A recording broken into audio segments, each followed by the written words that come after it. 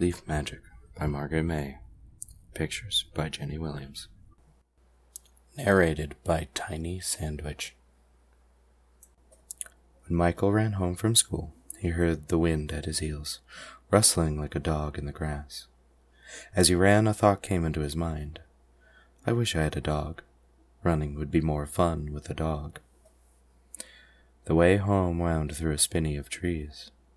It was autumn, and the trees were like bonfires, burning arrows and fountains of gold.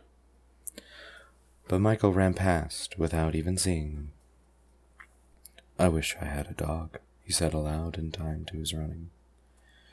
The trees heard him and rustled to each other. A dog with a whisking tail, Michael added.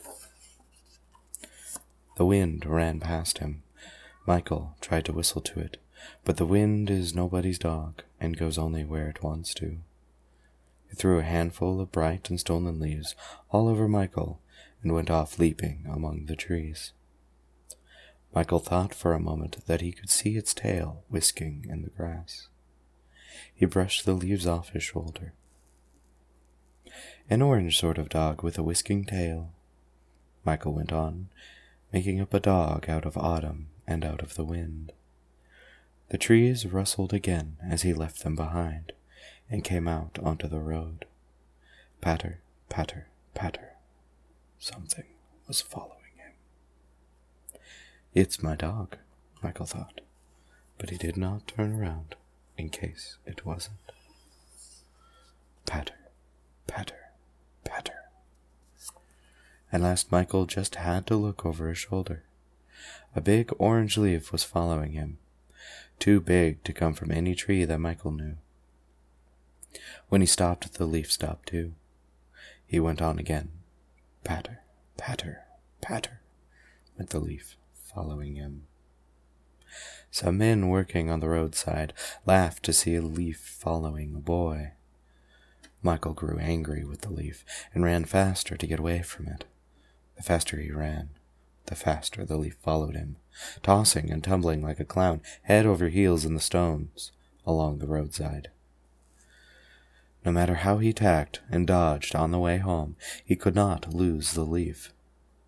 He crawled through a hedge, but the leaf flew over it, light and rustling. He jumped over a creek, and the leaf jumped after him. What was worse, it jumped better than he did. He was glad to get home and shut the door behind him. The leaf could not get in. Later that evening, his mother went to close the curtains. She laughed and said, "There's such a big autumn leaf out here on the windowsill, and it's fluttering up and down like a moth trying to get at the light. It looks as if it's alive." "Don't let it in," said Michael quickly. "I think it's something horrible, pretending to look like a leaf." He was glad when his mother pulled the curtains. But that night, when he lay in bed, something rustled and sighed on his own windowsill, and he knew it was the leaf. Next day, it followed him to school. As he sat at his lessons, he saw it dancing like a flame out in the playground, waiting for him. When he went out to play, it bounced at his heels. Michael made up his mind to trap the leaf. He chased after it, but it wouldn't let itself be caught. It crouched and then flittered away. It teased him and tricked him. Michael felt that the leaf was enjoying itself thoroughly. Everybody laughed, but Michael. At last he decided he must be under some witch's spell. "I'll have to go and ask Fish and Chips about it," he thought. "He'll know what to do." Fish and Chips was an old whiskery man who lived in a cottage by the sea. He had built it himself. The walls were made of driftwood and fish bones, and it was thatched with seaweed. Fish and Chips was not only whiskery, but wise as well. He was almost a wizard, really. After school, instead of going home by the trees, Michael ran down onto the beach. He left a trail of footmarks behind him in the soft sand, and the leaf skipped happily in and out of them. Once it rushed down to the sea to taste the salt water.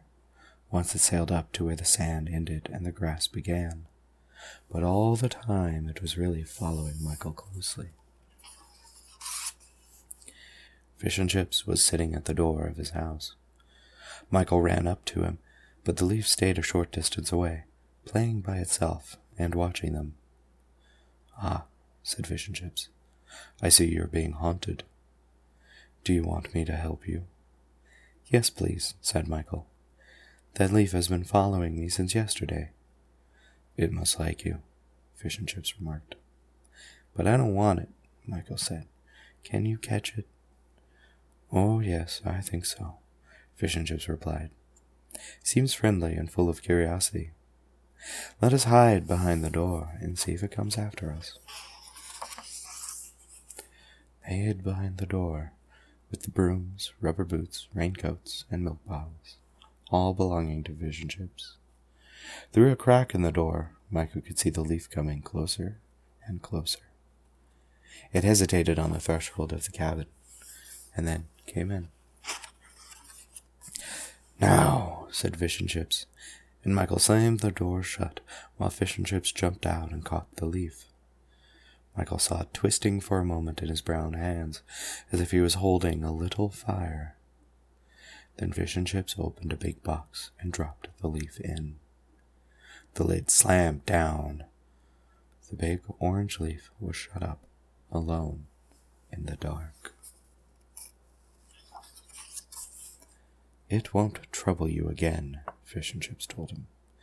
"Thank you very much," Michael said politely. "How much do I owe you?" "Whistle a sea shanty for me," Fish and Chips replied. "Whistle it into this bottle, so I'll be able to use it again some day."